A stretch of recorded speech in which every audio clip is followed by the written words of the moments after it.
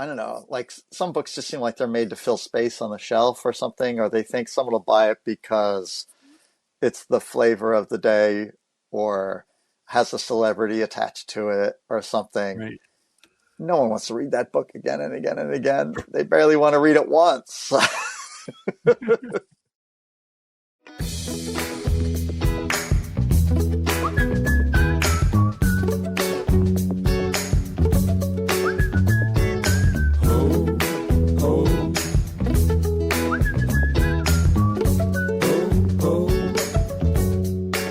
Welcome to Storycomic Presents, where we interview amazing storytellers and artists. This is episode 488.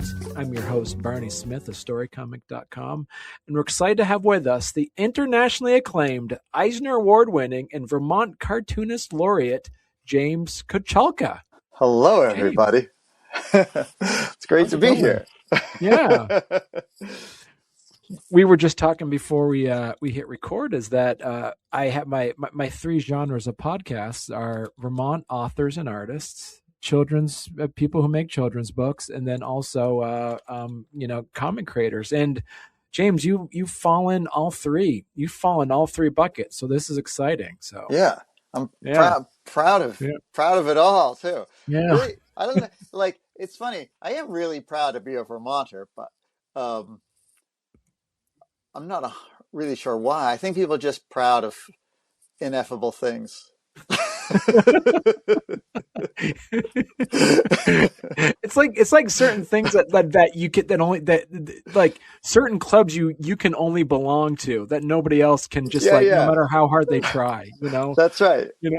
As I was getting ready, I was reminded as I was looking at questions to ask you, James, is that you were the inaugural Cartoonist Laureate of Vermont. Yeah, that's right. Wow. It's interesting because, I think it's a bigger deal now than it was when I became it. But luckily, I'll always be the first one. Mm-hmm. I may not be the current Cartoonist Laureate of Vermont, but I'm the first Cartoonist Laureate of Vermont, and that sounds really cool. Especially because, like, the first Poet Laureate of Vermont, that was Robert Frost, who then also went on to be the first Poet Laureate of the USA. So, Wow. so Vermont led the charge there. There was no Poet Laureate at all, but then Vermont had one, and then the USA. So I feel like being in the same category as Robert Frost is pretty darn good. Yeah, it is.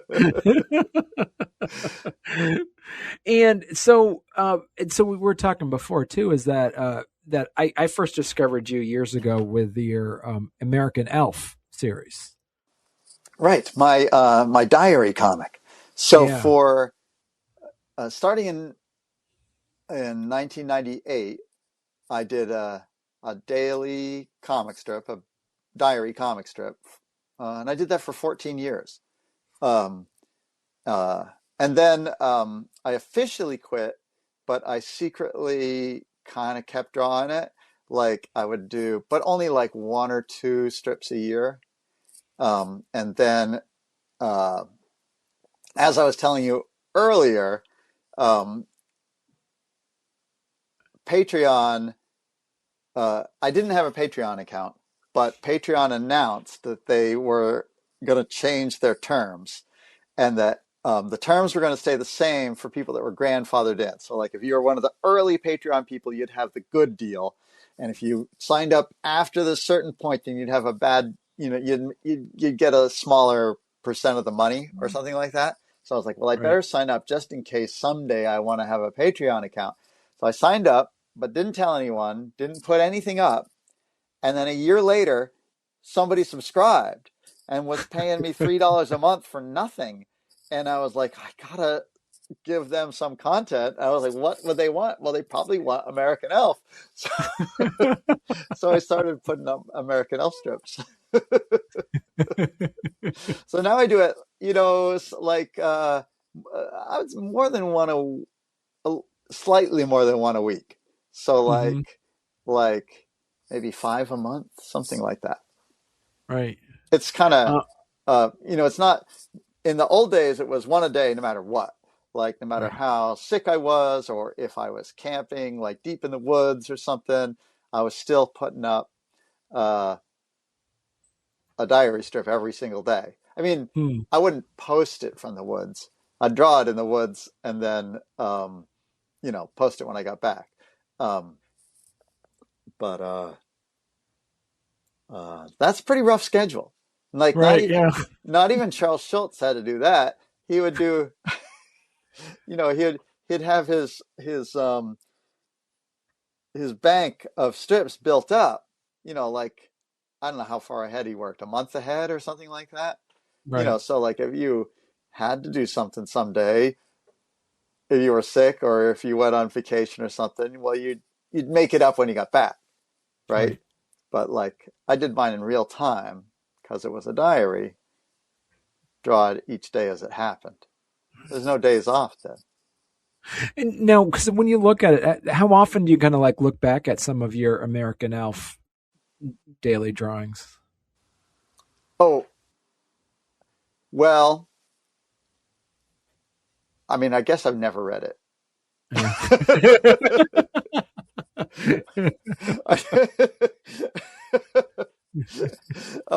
I did read I have read the like Hmm. first year or so, or maybe I don't know. I've read the beginning a bunch of times. Right. And then every once in a while I might read one or two, like look back and read one, but I haven't sat down and read the whole thing. Um, Even at like when it was like 14 years, which is, hundreds and hundreds and hundreds of strips. Right. Uh, I mean, thousands, right? Right. Um, I would still get people would tell me, "Oh, I sat down, I just started reading the whole thing, and I did it all in one weekend." I'm like, "Holy cow!" Like, I guess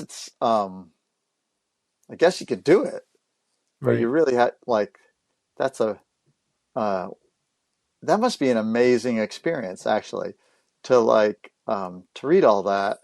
Because I have to say, um, uh, uh, uh, I knew before I did it that that if I did it, it would be something great and amazing. And and that's part of why I did it. I was like looking for something really ambitious that I could do that could make my mark on the world, as a young ambitious man trying to make his mark on the world, like what can I do? What can I do? And then I thought of this and I was like, well, that's it. If I do that, um, that's probably the best thing I could ever do. Um, and I think it is. I think it turned out. I mean, like it's amazing. Um, Right. Yeah. Did you end up making it as a? Does it feel like when you're putting this together? Did you feel it was um, the character itself, even though it was autobiographical, turned into like an avatar of yourself, or was it? oh yeah, no, a really strange thing happens. Yeah. Uh, which is, um, although it's nonfiction, right? But Yeah. in a strange way, any writing is partially fiction, right? Like the decisions that you make as a writer, even if you're writing about true things, they add a kind of strange bend to it. But then the other thing is that you start to like live your life for the strip. So like your Mm. actual real life sort of becomes fictional. Like you become like while you're actually walking on the street or talking to people or interacting with friends and family, you're kind of writing at the same time, um, because you're always thinking about what's going to go in the strip. Right. So it kind of fictionalizes your real life, which is a little like going completely insane. Well, in a way, too, is like you were acting as social media before social media, where you were being intentional and making like crafting your own stories Oh yeah, for an and audience. okay, and then so Yeah. yeah, it absolutely is true. It is very much like what people do on social media, but I mean, the first bunch of years I did it, it wasn't online. Eventually, I Right. started to do it Okay. online, but at the beginning, it was just in my sketchbook, um, Okay. and then published as books. Um, there was another cartoonist. I'm not actually sure how to pronounce his name, but it's Drew Wing, Weing, and he Hmm. started doing a diary comic, um, inspired by mine, but he was posting his online. And he was doing that, and I was like, oh my God, everyone's going to think he's the creator of this amazing thing if I don't get mine online. So he's the whole reason why I started to put mine online. But Okay. he beat me to it online. Um, And did you know? So James, because after that, you're working on that for 14 years, and you started in '98. Was that correct? yeah, Okay. And I when did did you it start? in 1998. I did it. Well, I went to the San Diego Comic-Con, and for the week that I was there, I was drawing the diary strip. I started on the plane ride, and then I published it as a mini comic. And then I thought about it for a couple months, and I thought, this is what I got to do. This is what I got to dedicate myself to. Hmm, So that was like July or something. I think that's when the San Diego Comic Con usually is. And yeah. then I think it was October that I started in earnest. Just took a few months of thinking about it and building up the nerve to do it full Okay. time. And so, because you mentioned too in one of your things that you talked about that like craft is the enemy. You once wrote that. Oh yeah. Yeah. Um, well, uh, I can tell you what sort of inspired it, and then what I meant, I guess. Uh, Yeah. I was inspired by, well, I was probably reading the Comics Journal, and they were talking about all these great like craftsmen in comics. I don't know who they were talking about specifically, but I was thinking, but they're like, I'm not interested in the work that these people did. Like they might have great chops, but like like I felt like the soul or something was missing.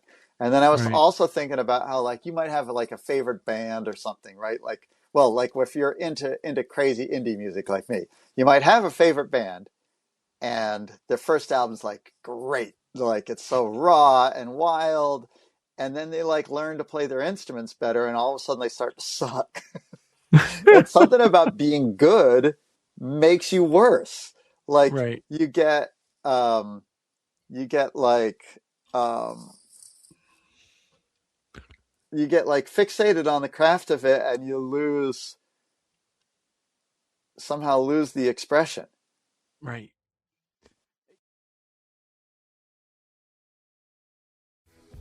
Well, hey there. If you're enjoying our podcast, don't forget to subscribe on YouTube or leave us a 5-star review on your favorite podcast platform. Your support means the world to us and helps us keep this show going. We love hearing from you, so any feedback is welcome. And thank you for being a part of our podcast family and for all your support. It truly means a lot to us. And so when did you pivot also into doing some children's books? Because one of the other things that when I rediscovered you as a father was your Banana Fox Oh series. yeah, cool. Well, I started. Oh gosh. So I told you about my how I thought American Elf was like the greatest thing I'll ever do, right? And then I made the decision to quit for a bunch of reasons, but it was a little heartbreaking because I felt like, well, what does that mean the rest of my career is? Just doing lesser work? I've just resigned myself to being a lesser cartoonist for the rest of my life because I've given up my great genius project. Um, but then I like reinvented myself as a children's book cartoonist, and I'm really good at that. But it sort of started before I had kids. I did. I was doing books that I thought were for adults, but then they just happened to resonate with kids. Like Monkey versus Robot was one, and Peanut Butter and Jeremy, about that's about a cat named Peanut Butter who thinks she works in an office, and but she's really just a house cat, and a crow that's like outside the window named Jeremy. Um, and I did those two books thinking I was drawing them for an adult audience, but kids loved them. And then I had kids, and then I was definitely making books for my kids, like the Johnny Boo books, Yeah. and uh, it was really the most beautiful, wonderful experience because, um, like, the kids would go to school or daycare or something, and I think the idea at first when we sent them to daycare was that I would need to get some kind of work done. It was really hard to do it at home. So a couple Mm. days a week, they'd go to daycare and I would work. But then what I worked on was stuff for them. um, so I would do like a rough draft of a chapter, and then they'd come home, and then for a bedtime story, I'd read them the chapter that I just drawn for them that day, and then I'd sort of like gauge their reaction, and then the next day I'd rewrite it, right, so that like I'd make that chapter better. Like if there was like any lulls, or if like they seemed to lose interest or something at some point, then I would just rewrite that part to make it better. Like so it would grab their attention the next night. And then I'd write the next chapter. Right. And then I'd read them those two chapters together. And then the next day rewrite the first chapter, second chapter, and write a new third chapter until the rough draft was done. So they were perfect, like, or at least perfect for my kids, right? Like they were absolutely perfectly um, built to capture the imagination of my kids. Um, and then luckily that worked pretty like it's kind of universal. If it works on one kid, it kind of works on any kid. Right.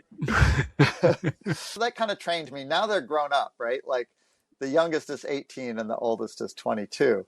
So I don't need to test it. I don't need to test it anymore. I know what to do now. Yeah.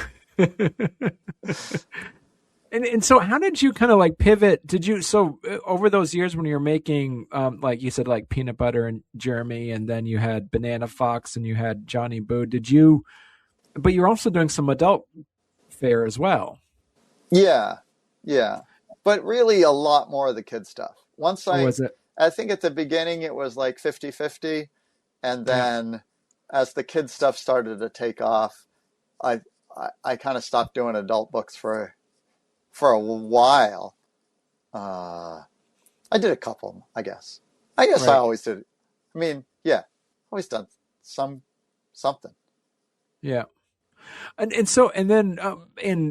how did you, so talking about the kids part, that journey you went on there, on the surface, generally speaking, people that I've talked to think writing a children's book is easy because it's less, but it's really challenging. Oh And yeah. so what would be your the point to say what did you have to learn about writing books for children that you were surprised that you had to pivot to as compared to writing some adult comics? You really have to be clear. Like you really can't futz around with uh Like not innuendo with and symbolism and well, stuff. not you can have symbolism. Yeah. Um,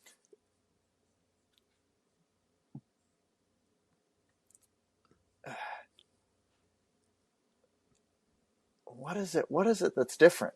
Is anything different? Yeah, I think you could just be like, you could be yourself personally confused and write in a confusing way for an adult. And the adult will be like, well, they're just like, there's some symbolism I don't get. Mm. But really, the author hasn't figured it out. I feel Right. like with the children's book, you've got to have it figured out and you got to be clear. um, or you've lost them completely. Yeah. Well, and also too, you want to make sure like your children's book have repeat readability to it Oh too. yeah, that's absolutely for sure too, right? Yeah, yeah, it's got to be good not just for one reading, not just two readings. It's got to be good for like 100 readings, right? Because they're just if they like it, they're gonna read it again and again and again and again. Why the kids read the book again and again and again, I'm not completely sure, except um, I I read something recently. I don't remember what author this was, but they said they were talking about being a kid and reading a certain book or book series again and again and again and again. And the author was saying they felt like that there was some really important information that they had to read again and again and again and again so that they knew what life was. Um, and I think that that's what kids are doing.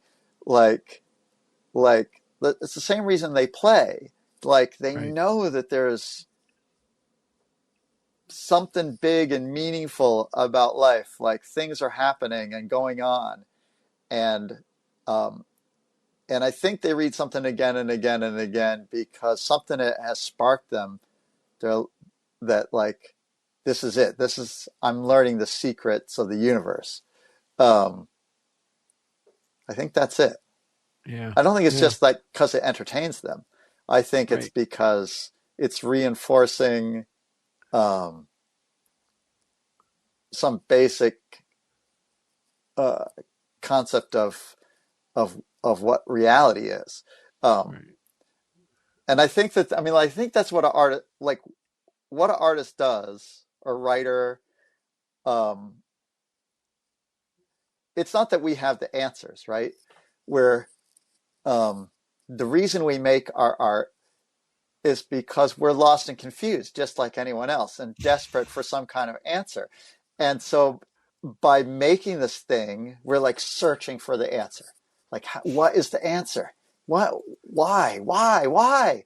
And so you write the thing to try and figure it out. And then, if you're lucky, doing that um, makes some aspect of humanity and life or existence a little more clear to you. You know, like Right. um, and I think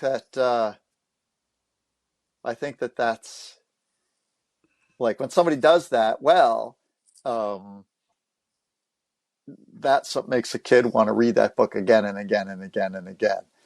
I don't know, like some books just seem like they're made to fill space on the shelf or something, or they think someone will buy it because it's the flavor of the day or has a celebrity attached to it or something. Right. No one wants to read that book again and again and again. They barely want to read it once. Like so when you see an observation in life, James, like so because your children's bookstores, there's no finite ending. Like you're still doing Johnny Boo, you're still doing Banana Fox, you're still doing Peanut Butter and Jeremy, Dragon Puncher. These stores are still you didn't they're still ongoing, right? If you wanted to Well, sit down and write a new yes. one. I mean, they're all theoretically ongoing. Um, Yeah. Banana Fox, Scholastic doesn't want to make anymore, but it's my biggest hit by far. Huh. Um, so that's a little confusing. They explained it to me, and I understand their explanation. But but like the sales have just been phenomenal as far as I'm Right. concerned. Uh, Yeah. uh, I, I can't tell you the exact numbers, except I know what the best. So the first book sold something like 70,000 copies, which is a lot, and the third book sold something like 50,000, so not as good. But the second book sold 171,000 copies, which is really good, really really good, and including like so the book is like the first two books are about like 4 years old now, and in the Mm. last accounting period, book two sold an additional 50,000 copies. Wow. I'm like, what is happening? And they don't know what's happening either. They Huh. can't they can't they can't explain it either. Um, So I'd love to do more Banana Fox, but in the meantime, I'm trying to find, trying to sell, pitch some new idea. Right.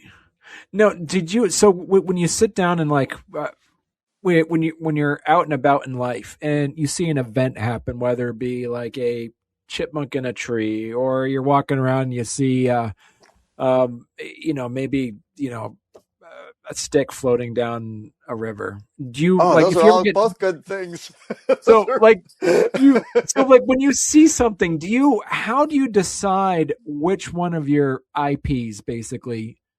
If you get an idea, you just like, oh, this is a great Johnny Booth thing, or no, this is better Banana Fox, or no, this is a good Dragon Puncher, or like, Oh yeah, I'm no, gonna put well, this in. it How do you probably decide who gets it? oh, Like, it'll probably be like whatever I happen to be working on. oh, It'll end really? up in that. Yeah. Probably. Yeah. So you're basically like hyper focused on one project at a time. You don't hop back and forth between projects No, as you're working on. I do hop back. I do hop back and forth. Yeah, Um, so yeah, I mean, a thing could end up in more than one, actually. Yeah, yeah, if I happen to be working on uh, on a couple things at once, the whatever ideas are inspiring me might end up in all of them. right. Yeah. Did you have you ever thought from a creative perspective, are all your stories and all of your IPs, are they in like a kind of like a shared universe at all? Um, well, I did. Uh, there's the Johnny Boo series and the Dragon Puncher series, and I did do Johnny Boo meets Dragon Puncher. Oh, cool. So I kind of do imagine that they might all, yeah, they're. Yeah. I mean, they basically all exist in our world. Oh, really? So that, yeah, but I mean, I guess like there's some like outer space ones and stuff. So obviously, like they're not on Earth, but like Glork Patrol could come to Earth and meet Johnny Boo or meet Banana Fox. Sure, absolutely. I Yeah. mean, some of them are with different publishers, so it might be kind of tricky. But I do imagine that they could all have an Right. adventure together. Yeah. So at what point, talking about the business of that, is there after a certain amount of years, do you get the IP back, or do they belong to the publishers? Well, it depends on the contract. All of them I own, Okay. but a publisher could have, for the duration of the contract, exclusive right to do it. Right. Right? Like I couldn't do a Johnny Boo book with another publisher, but I Right. could wait out the contract and then do it um, with another publisher. Like I could Right. bring since Scholastic doesn't want to do another Banana Fox, I could bring Banana Fox to someone else. Right. And I did do that with Glorkian Warrior. I did 3 Glorkian Warrior books with First Second, and then uh, and they didn't want to do a 4th, so I brought it to Top Shelf, but just tweaked it slightly and changed it to the Glork Patrol, and did 3 more with Top Shelf. Okay. Yeah. It's kind of like a reboot. It's hard to tell if if yeah, like in the third Glorkian Warrior book, the Gonk character grows up, so he's an adult. But in Glork Patrol, he's a kid again because I didn't want to draw comics about him as an adult. He was Right. funny as a little kid, so um, uh, he's like Gonk. Like the funny thing about the Glork people, um, when they're babies, they're just the head. They're just like the head and the little feet, and then eventually they grow a whole adult body. Oh, And cool. he's just really funny as the head and the little feet. Um, and I wanted to do more stories about him as a kid. Yeah, so Right. I it's like a reboot. Right. So this is great. So James, if people want to learn more or get some of your books, where's the best place they could go to? You mean like online, You, or you, oh, yeah, or or they here can, in and they Vermont? Here in Vermont, anywhere. any of the local bookstores, anywhere, any bookstore will be able to get it for you. Go to your local bookstore and ask them to order Banana Fox or Johnny Boo or Clerk Patrol for sure. Right. Yeah. Um, Or go to your here, local library and or your local library, absolutely. And yeah. if they, the interesting thing about, like, you might check your library, right? And they don't have the book you want. You'd be like, oh, darn it, they don't have the book I want. I got to go buy it. But if you just ask them, Mm, they'll get it for you. Um, right. they'll either just buy it to have it on their shelf, because if one person's interested, probably more people are interested. Um, or, in the case of like an out of print book or something, they can get it on interlibrary loan. They can just order it from another library on a temporary basis, and you can get it, read it, give it back to them, and they'll send it back to the original library. I've done that Right. with some out of print books that I wanted to read. Right. Um, and some of my books are out of print. I couldn't tell you for sure which ones are. Right. Some might just be temporarily out of print. Um, I have so many, and it's impossible for the publishers to keep them all in print. I mean, the big thing, like, it's expensive to print a book, right? And if a Yeah. book has been around for a while, and you do a famous book, you're going to always be able to sell copies, right? But like, if a book sold a few thousand copies over the course of 10 years, and now it's run out of print, there's not a big incentive to print another, 1,000 copies that it's gonna take another 10 years to sell. Yeah. So I have plenty of books like that, like, Right. you know, um, sell a couple thousand copies, and that's fine and dandy, but it's hard to keep those in print. Right. Yeah. Well, good, but they also can go to. Found your page as well. They could go to Oh yeah, uh, follow me on James. Instagram. It's just Kochalka at Okay. Kochalka on Instagram. Um, or I used to be on J- Twitter. I still have an account on Twitter, but I don't use it anymore. Oh, that the website James Kochalka Superstar.com. Superstar. It's not really my website. This isn't your website, No, not really. really? A friend I of thought mine. this. It looks Oh, it okay. looks very official, but a friend of mine made it, Oh, and that's I so don't actually funny. have control over it. Okay, I was gonna He say, and offered then me he offered me control over it, but then he right. was like, "But you'd have to pay the hosting fee, and I just don't want to."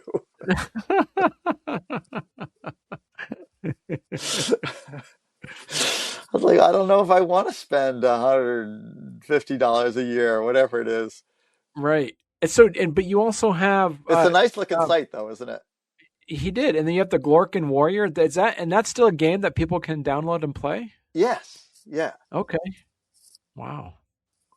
All Oh, right. yeah. I made a video game on based on Glorkian Warrior. So I did the three Glorkian Warrior graphic novels and the three Glork Patrol graphic novels, Glorkian Warrior video game, That's and amazing. um, and I did an album called Good Morning Glorkian Warrior. It's just all songs about the Glorkian Warrior character and his friends and enemies. That is fantastic. Oh, excellent. Wow. Well, James, this has been a genuine pleasure. I'm so glad we're able to connect. Yeah. We can thank Dan Abdo of Barb the Barbarian for that. Yeah, He's a great exactly. guy, Yeah. um, and fellow Yeah. Vermonter. That's right. And yeah, so when you get your new books, you see you're working on new projects, come back on and we'll talk more about some of your specific projects. Oh, sure. You know what? The next book comes out in May, and it's Green Eggs and Ham Go Next Door, Oh, which cool. is my second Green Eggs and Ham graphic novel. Um, Okay. uh, and they're great. Um, Yeah. uh, as you can tell, I really like my own books. I've mentioned how great they are several times. Um, like how they do like the Spotify Wrapped Hmm. thing, and they tell you like what like what you listen to most and all that kind of stuff. Well, I got mine, and the thing I listen to more than anything else is my own music, which we haven't talked about, but I write music too.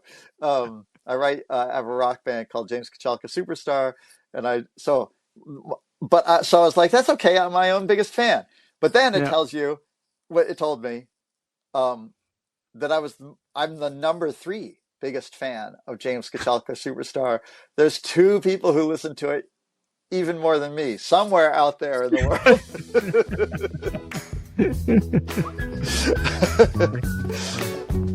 All right. Well, thank you so much, James.